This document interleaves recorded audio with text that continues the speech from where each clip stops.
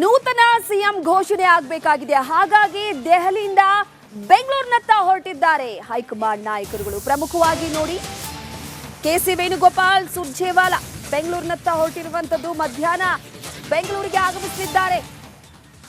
ರಾಜ್ಯ ಕಾಂಗ್ರೆಸ್ ಉಸ್ತುವಾರಿ ರಣದೀಪ್ ಸಿಂಗ್ ಸುರ್ಜೇವಾಲಾ, ಎಸಿಸಿ ಪ್ರಧಾನ ಕಾರ್ಯದರ್ಶಿ ಕೆಸಿ ವೇಣುಗೋಪಾಲ್ ರವರು, ಸಂಜೆ ಶಾಸಕಾಂಗ ಪಕ್ಷದ ಸಭೆಯಲ್ಲಿ ಇಬ್ಬರು ನಾಯಕರು ಕೂಡ ಭಾಗಿಯಾಗಲಿದ್ದಾರೆ. ನೂತನ ಸಿಎಂ ಘೋಷಣೆಯನ್ನ ಮಾಡಲಿದ್ದಾರೆ ನಾಯಕರು. ಸಂಜೆಯ ಸಭೆಯಲ್ಲಿ ನೂತನ ಸಿಎಂ ಡಿಕೆ ಶಿವಕುಮಾರ್ ಅವರ ಹೆಸರನ್ನ ಘೋಷಣೆ ಮಾಡಲಿದ್ದಾರೆ. ಹಾಗಾಗಿ ದೆಹಲಿಯಿಂದ ಬೆಂಗಳೂರಿನತ್ತ ಹೊರಟಿರುವಂತದ್ದು ವರಿಷ್ಠರು. ಪ್ರಮುಖವಾಗಿ ಅತಿ ತ್ವರಿತಗತಿಯಲ್ಲೇ ಸಿಎಂ ಹೆಸರನ್ನ ಘೋಷಣೆ ಮಾಡಬೇಕಾಗಿದೆ. ಅದರ ಜೊತೆಗೆ ಇವತ್ತಿನ ಸಿಎಲ್ಪಿ ಸಭೆ ಕೂಡ ಬಹಳ ಮಹತ್ವವನ್ನ ಪಡೆದುಕೊಂಡಿರುವಂತದ್ದು.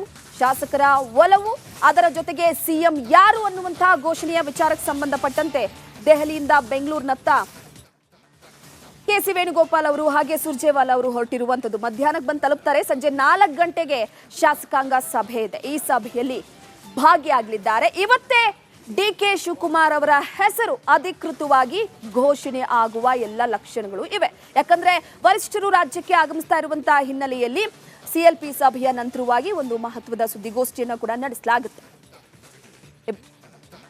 ಈ ಬಗ್ಗೆ ಮತ್ತಷ್ಟು ಮಾಹಿತಿಯನ್ನ ನೀಡ್ತಾ ಹೋಗ್ತಾರೆ ನಮ್ಮ ಪ್ರತಿನಿಧಿ ಬಸವರಾಜ್. ನೇರ ಸಂಪರ್ಕದಲ್ಲಿ ಜಾಯಿನ್ ಆಗ್ತಿದ್ದಾರೆ. ಬಸವರಾಜ್, ಪ್ರಮುಖವಾಗಿ ನೋಡಿ, ಒಂದು ಕಡೆ ಇವತ್ತೇ ಸಿಎಂ ಯಾರು ಅನ್ನುವಂತಹ ವಿಚಾರಕ್ಕೆ ಸಂಬಂಧಪಟ್ಟಂತೆ ಹೆಸರು ಘೋಷಣೆಯಾಗುತ್ತಾ? ಸಿಎಲ್ಪಿ ಸಭೆಯ ನಂತರ ವರಿಷ್ಠರು ಇದಕ್ಕೆಲ್ಲ ಕೂಡ ತೆರೆ ಎಳಿತಾರ? ಅದರ ಜೊತೆಗೆ ದೆಹಲಿಯಿಂದ ಬೆಂಗಳೂರಿಗೆ ಬರ್ತಾ ಇರುವಂತಹ ವರಿಷ್ಠರು ಇವತ್ತೇ ಘೋಷಣೆ ಮಾಡಿ ಈ ಎಲ್ಲಾ ಸಿಎಂ ಗೊಂದಲಗಳಿಗೆ ತೆರೆ ಬೀಳಬಹುದಾ? ಈ ಬಗ್ಗೆ ಮಾಹಿತಿ ಕೊಡೋದಾದ್ರೆ.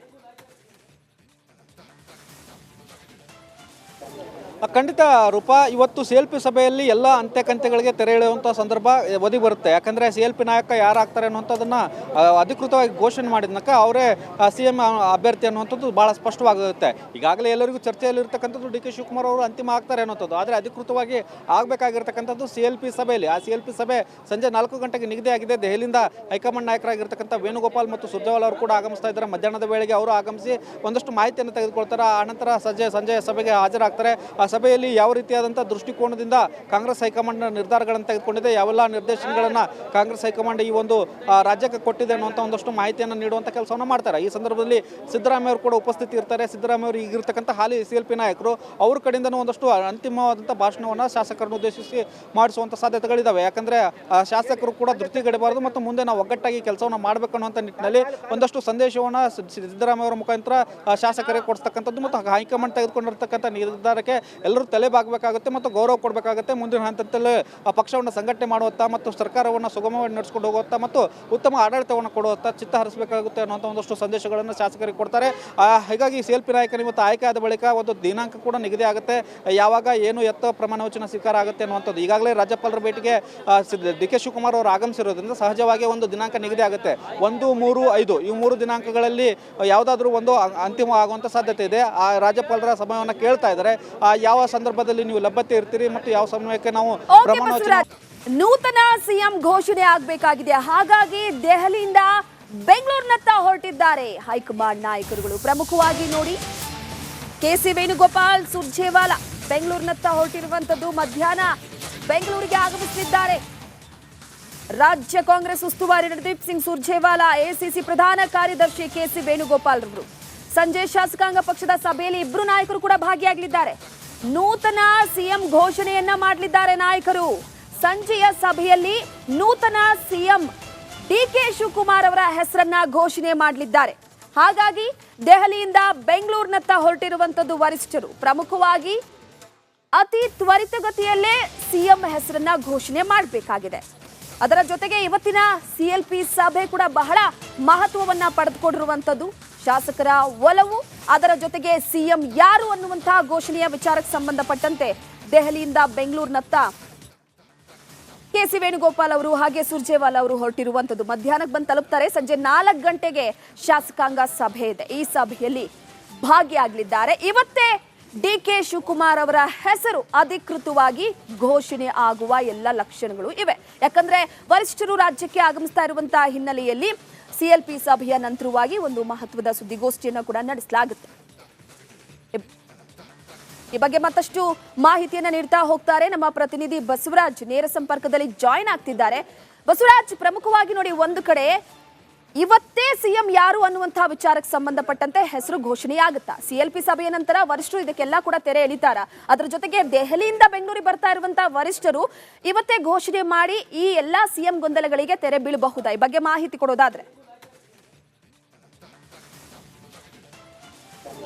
ಖಂಡಿತ ರೂಪಾ, ಇವತ್ತು CLP ಸಭೆಯಲ್ಲಿ ಎಲ್ಲ ಅಂತ್ಯಕಂತ್ಯಗಳಿಗೆ ತೆರೆ ಎಳೆಯುವಂಥ ಸಂದರ್ಭ ಒದಗಿ ಬರುತ್ತೆ. ಯಾಕಂದರೆ CLP ನಾಯಕ ಯಾರಾಗ್ತಾರೆ ಅನ್ನುವಂಥದ್ದನ್ನು ಅಧಿಕೃತವಾಗಿ ಘೋಷಣೆ ಮಾಡಿದ್ನಕ ಅವರೇ CM ಅಭ್ಯರ್ಥಿ ಅನ್ನುವಂಥದ್ದು ಭಾಳ ಸ್ಪಷ್ಟವಾಗುತ್ತೆ. ಈಗಾಗಲೇ ಎಲ್ಲರಿಗೂ ಚರ್ಚೆಯಲ್ಲಿರ್ತಕ್ಕಂಥದ್ದು DK ಶಿವಕುಮಾರ್ ಅವರು ಅಂತಿಮ ಆಗ್ತಾರೆ ಅನ್ನೋಂಥದ್ದು. ಆದರೆ ಅಧಿಕೃತವಾಗಿ ಆಗಬೇಕಾಗಿರ್ತಕ್ಕಂಥದ್ದು CLP ಸಭೆಯಲ್ಲಿ. ಆ CLP ಸಭೆ ಸಂಜೆ 4 ಗಂಟೆಗೆ ನಿಗದಿಯಾಗಿದೆ. ದೆಹಲಿಯಿಂದ ಹೈಕಮಾಂಡ್ ನಾಯಕರಾಗಿರ್ತಕ್ಕಂಥ ವೇಣುಗೋಪಾಲ್ ಮತ್ತು ಸುರ್ಜೇವಾಲಾ ಅವರು ಕೂಡ ಆಗಮಿಸ್ತಾ ಇದ್ದಾರೆ. ಮಧ್ಯಾಹ್ನದ ವೇಳೆಗೆ ಅವರು ಆಗಮಿಸಿ ಒಂದಷ್ಟು ಮಾಹಿತಿಯನ್ನು ತೆಗೆದುಕೊಳ್ತಾರೆ. ಆನಂತರ ಸಂಜೆ ಸಭೆಗೆ ಹಾಜರಾಗ್ತಾರೆ. ಆ ಸಭೆಯಲ್ಲಿ ಯಾವ ರೀತಿಯಾದಂಥ ದೃಷ್ಟಿಕೋನದಿಂದ ಕಾಂಗ್ರೆಸ್ ಹೈಕಮಾಂಡ್ ನಿರ್ಧಾರಗಳನ್ನು ತೆಗೆದುಕೊಂಡಿದೆ, ಯಾವೆಲ್ಲ ನಿರ್ದೇಶನಗಳನ್ನು ಕಾಂಗ್ರೆಸ್ ಹೈಕಮಾಂಡ್ ಈ ಒಂದು ರಾಜ್ಯಕ್ಕೆ ಕೊಟ್ಟಿದೆ ಅನ್ನುವಂಥ ಒಂದಷ್ಟು ಮಾಹಿತಿಯನ್ನು ನೀಡುವಂಥ ಕೆಲಸವನ್ನು ಮಾಡ್ತಾರೆ. ಈ ಸಂದರ್ಭದಲ್ಲಿ ಸಿದ್ದರಾಮಯ್ಯ ಅವರು ಕೂಡ ಉಪಸ್ಥಿತಿ ಇರ್ತಾರೆ. ಸಿದ್ದರಾಮಯ್ಯ ಅವರು ಈಗಿರ್ತಕ್ಕಂಥ ಹಾಲಿ CLP ನಾಯಕರು ಅವ್ರ ಕಡೆಯಿಂದನೂ ಒಂದಷ್ಟು ಅಂತಿಮವಾದಂಥ ಭಾಷಣವನ್ನು ಶಾಸಕರನ್ನು ಉದ್ದೇಶಿಸಿ ಮಾಡಿಸುವಂಥ ಸಾಧ್ಯತೆಗಳಿದ್ದಾವೆ. ಯಾಕಂದರೆ ಶಾಸಕರು ಕೂಡ ಧೃತಿಗೆಡಬಾರದು ಮತ್ತು ಮುಂದೆ ನಾವು ಒಗ್ಗಟ್ಟಾಗಿ ಕೆಲಸವನ್ನು ಮಾಡಬೇಕು ಅನ್ನುವಂಥ ನಿಟ್ಟಿನಲ್ಲಿ ಒಂದಷ್ಟು ಸಂದೇಶವನ್ನು ಸಿದ್ದರಾಮಯ್ಯ ಅವರ ಮುಖಾಂತರ ಶಾಸಕರಿಗೆ ಕೊಡಿಸ್ತಕ್ಕಂಥದ್ದು ಮತ್ತು ಹೈಕಮಾಂಡ್ ತೆಗೆದುಕೊಂಡಿರ್ತಕ್ಕಂಥ ನಿರ್ಧಾರಕ್ಕೆ ಎಲ್ಲರೂ ತಲೆಬಾಗಬೇಕಾಗುತ್ತೆ ಮತ್ತು ಗೌರವ ಕೊಡಬೇಕಾಗುತ್ತೆ. ಮುಂದಿನ ಹಂತದಲ್ಲಿ ಪಕ್ಷವನ್ನು ಸಂಘಟನೆ ಮಾಡುತ್ತಾ ಮತ್ತು ಸರ್ಕಾರವನ್ನು ಸುಗಮವಾಗಿ ನಡೆಸಿಕೊಂಡು ಹೋಗುತ್ತಾ ಮತ್ತು ಉತ್ತಮ ಆಡಳಿತವನ್ನು ಕೊಡುತ್ತಾ ಚಿತ್ತ ಹರಿಸಬೇಕಾಗುತ್ತೆ ಅನ್ನುವಂಥ ಒಂದಷ್ಟು ಸಂದೇಶಗಳನ್ನು ಶಾಸಕರಿಗೆ ಕೊಡ್ತಾರೆ. ಹೀಗಾಗಿ CLP ನಾಯಕರು ಇವತ್ತು ಆಯ್ಕೆ ಆದ ಬಳಿಕ ಒಂದು ದಿನಾಂಕ ಕೂಡ ನಿಗದಿ ಆಗುತ್ತೆ.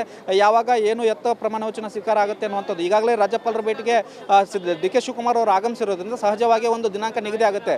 1, 3, 5 ಈ 3 ದಿನಾಂಕಗಳಲ್ಲಿ ಯಾವುದಾದ್ರೂ ಒಂದು ಅಂತಿಮ ಆಗುವಂಥ ಸಾಧ್ಯತೆ ಇದೆ. ಆ ರಾಜ್ಯಪಾಲರ ಸಮಯವನ್ನು ಕೇಳ್ತಾ ಇದ್ದಾರೆ. ಯಾವ ಸಂದರ್ಭದಲ್ಲಿ ನೀವು ಲಭ್ಯತೆ ಇರ್ತೀರಿ ಮತ್ತು ಯಾವ ಸಮಯಕ್ಕೆ ನಾವು ಪ್ರಮಾಣ ವಚನ. ನೂತನ ಸಿಎಂ ಘೋಷಣೆ ಆಗಬೇಕಾಗಿದೆ. ಹಾಗಾಗಿ ದೆಹಲಿಯಿಂದ ಬೆಂಗಳೂರಿನತ್ತ ಹೊರಟಿದ್ದಾರೆ ಹೈಕಮಾಂಡ್ ನಾಯಕರುಗಳು. ಪ್ರಮುಖವಾಗಿ ನೋಡಿ, KC ವೇಣುಗೋಪಾಲ್, ಸುರ್ಜೇವಾಲಾ ಬೆಂಗಳೂರಿನತ್ತ ಹೊರಟಿರುವಂತದ್ದು. ಮಧ್ಯಾಹ್ನ ಬೆಂಗಳೂರಿಗೆ ಆಗಮಿಸಲಿದ್ದಾರೆ. ರಾಜ್ಯ ಕಾಂಗ್ರೆಸ್ ಉಸ್ತುವಾರಿ ರಣದೀಪ್ ಸಿಂಗ್ ಸುರ್ಜೇವಾಲಾ, ACC ಪ್ರಧಾನ ಕಾರ್ಯದರ್ಶಿ KC ವೇಣುಗೋಪಾಲ್ ರವರು ಸಂಜೆ ಶಾಸಕಾಂಗ ಪಕ್ಷದ ಸಭೆಯಲ್ಲಿ ಇಬ್ಬರು ನಾಯಕರು ಕೂಡ ಭಾಗಿಯಾಗಲಿದ್ದಾರೆ.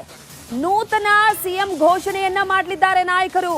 ಸಂಜೆಯ ಸಭೆಯಲ್ಲಿ ನೂತನ ಸಿಎಂ DK ಶಿವಕುಮಾರ್ ಅವರ ಹೆಸರನ್ನ ಘೋಷಣೆ ಮಾಡಲಿದ್ದಾರೆ. ಹಾಗಾಗಿ ದೆಹಲಿಯಿಂದ ಬೆಂಗಳೂರಿನತ್ತ ಹೊರಟಿರುವಂತದ್ದು ವರಿಷ್ಠರು. ಪ್ರಮುಖವಾಗಿ ಅತಿ ತ್ವರಿತಗತಿಯಲ್ಲೇ ಸಿಎಂ ಹೆಸರನ್ನ ಘೋಷಣೆ ಮಾಡಬೇಕಾಗಿದೆ. ಅದರ ಜೊತೆಗೆ ಇವತ್ತಿನ CLP ಸಭೆ ಕೂಡ ಬಹಳ ಮಹತ್ವವನ್ನ ಪಡೆದುಕೊಂಡಿರುವಂತದ್ದು. ಶಾಸಕರ ಒಲವು, ಅದರ ಜೊತೆಗೆ ಸಿಎಂ ಯಾರು ಅನ್ನುವಂತಹ ಘೋಷಣೆಯ ವಿಚಾರಕ್ಕೆ ಸಂಬಂಧಪಟ್ಟಂತೆ ದೆಹಲಿಯಿಂದ ಬೆಂಗಳೂರಿನತ್ತ KC ವೇಣುಗೋಪಾಲ್ ಅವರು ಹಾಗೆ ಸುರ್ಜೇವಾಲಾ ಅವರು ಹೊರಟಿರುವಂತದ್ದು. ಮಧ್ಯಾಹ್ನಕ್ಕೆ ಬಂದು ತಲುಪ್ತಾರೆ. ಸಂಜೆ 4 ಗಂಟೆಗೆ ಶಾಸಕಾಂಗ ಸಭೆ ಇದೆ. ಈ ಸಭೆಯಲ್ಲಿ ಭಾಗಿಯಾಗಲಿದ್ದಾರೆ. ಇವತ್ತೇ DK ಶಿವಕುಮಾರ್ ಅವರ ಹೆಸರು ಅಧಿಕೃತವಾಗಿ ಘೋಷಣೆ ಆಗುವ ಎಲ್ಲ ಲಕ್ಷಣಗಳು ಇವೆ. ಯಾಕಂದ್ರೆ ವರಿಷ್ಠರು ರಾಜ್ಯಕ್ಕೆ ಆಗಮಿಸ್ತಾ ಇರುವಂತಹ ಹಿನ್ನೆಲೆಯಲ್ಲಿ CLP ಸಭೆಯ ನಂತರವಾಗಿ ಒಂದು ಮಹತ್ವದ ಸುದ್ದಿಗೋಷ್ಠಿಯನ್ನು ಕೂಡ ನಡೆಸಲಾಗುತ್ತೆ. ಈ ಬಗ್ಗೆ ಮತ್ತಷ್ಟು ಮಾಹಿತಿಯನ್ನ ನೀಡ್ತಾ ಹೋಗ್ತಾರೆ ನಮ್ಮ ಪ್ರತಿನಿಧಿ ಬಸವರಾಜ್. ನೇರ ಸಂಪರ್ಕದಲ್ಲಿ ಜಾಯಿನ್ ಆಗ್ತಿದ್ದಾರೆ. ಬಸವರಾಜ್, ಪ್ರಮುಖವಾಗಿ ನೋಡಿ, ಒಂದು ಕಡೆ ಇವತ್ತೇ ಸಿಎಂ ಯಾರು ಅನ್ನುವಂತಹ ವಿಚಾರಕ್ಕೆ ಸಂಬಂಧಪಟ್ಟಂತೆ ಹೆಸರು ಘೋಷಣೆಯಾಗುತ್ತಾ? CLP ಸಭೆಯ ನಂತರ ವರಿಷ್ಠರು ಇದಕ್ಕೆಲ್ಲ ಕೂಡ ತೆರೆ ಎಳಿತಾರ? ಅದರ ಜೊತೆಗೆ ದೆಹಲಿಯಿಂದ ಬೆಂಗಳೂರಿಗೆ ಬರ್ತಾ ಇರುವಂತಹ ವರಿಷ್ಠರು ಇವತ್ತೇ ಘೋಷಣೆ ಮಾಡಿ ಈ ಎಲ್ಲಾ ಸಿಎಂ ಗೊಂದಲಗಳಿಗೆ ತೆರೆ ಬೀಳಬಹುದಾ? ಈ ಬಗ್ಗೆ ಮಾಹಿತಿ ಕೊಡೋದಾದ್ರೆ. ಖಂಡಿತ ರೂಪಾ, ಇವತ್ತು CLP ಸಭೆಯಲ್ಲಿ ಎಲ್ಲ ಅಂತ್ಯಕಂತ್ಯಗಳಿಗೆ ತೆರೆ ಎಳೆಯುವಂಥ ಸಂದರ್ಭ ಒದಗಿ ಬರುತ್ತೆ. ಯಾಕಂದರೆ CLP ನಾಯಕ ಯಾರಾಗ್ತಾರೆ ಅನ್ನುವಂಥದ್ದನ್ನು ಅಧಿಕೃತವಾಗಿ ಘೋಷಣೆ ಮಾಡಿದ್ನಕ ಅವರೇ CM ಅಭ್ಯರ್ಥಿ ಅನ್ನುವಂಥದ್ದು ಭಾಳ ಸ್ಪಷ್ಟವಾಗುತ್ತೆ. ಈಗಾಗಲೇ ಎಲ್ಲರಿಗೂ ಚರ್ಚೆಯಲ್ಲಿರ್ತಕ್ಕಂಥದ್ದು DK ಶಿವಕುಮಾರ್ ಅವರು ಅಂತಿಮ ಆಗ್ತಾರೆ ಅನ್ನೋಂಥದ್ದು. ಆದರೆ ಅಧಿಕೃತವಾಗಿ ಆಗಬೇಕಾಗಿರ್ತಕ್ಕಂಥದ್ದು CLP ಸಭೆಯಲ್ಲಿ. ಆ CLP ಸಭೆ ಸಂಜೆ 4 ಗಂಟೆಗೆ ನಿಗದಿಯಾಗಿದೆ. ದೆಹಲಿಯಿಂದ ಹೈಕಮಾಂಡ್ ನಾಯಕರಾಗಿರ್ತಕ್ಕಂಥ ವೇಣುಗೋಪಾಲ್ ಮತ್ತು ಸುರ್ಜೇವಾಲಾ ಅವರು ಕೂಡ ಆಗಮಿಸ್ತಾ ಇದ್ದಾರೆ. ಮಧ್ಯಾಹ್ನದ ವೇಳೆಗೆ ಅವರು ಆಗಮಿಸಿ ಒಂದಷ್ಟು ಮಾಹಿತಿಯನ್ನು ತೆಗೆದುಕೊಳ್ತಾರೆ. ಆನಂತರ ಸಂಜೆ ಸಭೆಗೆ ಹಾಜರಾಗ್ತಾರೆ. ಸಭೆಯಲ್ಲಿ ಯಾವ ರೀತಿಯಾದಂಥ ದೃಷ್ಟಿಕೋನದಿಂದ ಕಾಂಗ್ರೆಸ್ ಹೈಕಮಾಂಡ್ ನಿರ್ಧಾರಗಳನ್ನು ತೆಗೆದುಕೊಂಡಿದೆ, ಯಾವೆಲ್ಲ ನಿರ್ದೇಶನಗಳನ್ನು ಕಾಂಗ್ರೆಸ್ ಹೈಕಮಾಂಡ್ ಈ ಒಂದು ರಾಜ್ಯಕ್ಕೆ ಕೊಟ್ಟಿದೆ ಅನ್ನುವಂಥ ಒಂದಷ್ಟು ಮಾಹಿತಿಯನ್ನು ನೀಡುವಂಥ ಕೆಲಸವನ್ನು ಮಾಡ್ತಾರೆ. ಈ ಸಂದರ್ಭದಲ್ಲಿ ಸಿದ್ದರಾಮಯ್ಯ ಅವರು ಕೂಡ ಉಪಸ್ಥಿತಿ ಇರ್ತಾರೆ. ಸಿದ್ದರಾಮಯ್ಯ ಅವರು ಈಗಿರ್ತಕ್ಕಂಥ ಹಾಲಿ CLP ನಾಯಕರು ಅವ್ರ ಕಡೆಯಿಂದನೂ ಒಂದಷ್ಟು ಅಂತಿಮವಾದಂಥ ಭಾಷಣವನ್ನು ಶಾಸಕರನ್ನು ಉದ್ದೇಶಿಸಿ ಮಾಡಿಸುವಂಥ ಸಾಧ್ಯತೆಗಳಿದ್ದಾವೆ. ಯಾಕಂದರೆ ಶಾಸಕರು ಕೂಡ ಧೃತಿಗೆಡಬಾರದು ಮತ್ತು ಮುಂದೆ ನಾವು ಒಗ್ಗಟ್ಟಾಗಿ ಕೆಲಸವನ್ನು ಮಾಡಬೇಕು ಅನ್ನುವಂಥ ನಿಟ್ಟಿನಲ್ಲಿ ಒಂದಷ್ಟು ಸಂದೇಶವನ್ನು ಸಿದ್ದರಾಮಯ್ಯ ಅವರ ಮುಖಾಂತರ ಶಾಸಕರಿಗೆ ಕೊಡಿಸ್ತಕ್ಕಂಥದ್ದು ಮತ್ತು ಹೈಕಮಾಂಡ್ ತೆಗೆದುಕೊಂಡಿರ್ತಕ್ಕಂಥ ನಿರ್ಧಾರಕ್ಕೆ ಎಲ್ಲರೂ ತಲೆ ಬಾಗಬೇಕಾಗುತ್ತೆ ಮತ್ತು ಗೌರವ ಕೊಡಬೇಕಾಗುತ್ತೆ. ಮುಂದಿನ ಹಂತದಲ್ಲಿ ಪಕ್ಷವನ್ನು ಸಂಘಟನೆ ಮಾಡುತ್ತಾ ಮತ್ತು ಸರ್ಕಾರವನ್ನು ಸುಗಮವಾಗಿ ನಡೆಸ್ಕೊಂಡು ಹೋಗುತ್ತಾ ಮತ್ತು ಉತ್ತಮ ಆಡಳಿತವನ್ನು ಕೊಡುತ್ತಾ ಚಿತ್ತ ಹರಿಸಬೇಕಾಗುತ್ತೆ ಅನ್ನುವಂಥ ಒಂದಷ್ಟು ಸಂದೇಶಗಳನ್ನು ಶಾಸಕರಿಗೆ ಕೊಡ್ತಾರೆ. ಹೀಗಾಗಿ CLP ನಾಯಕರು ಇವತ್ತು ಆಯ್ಕೆ ಆದ ಬಳಿಕ ಒಂದು ದಿನಾಂಕ ಕೂಡ ನಿಗದಿ ಆಗುತ್ತೆ.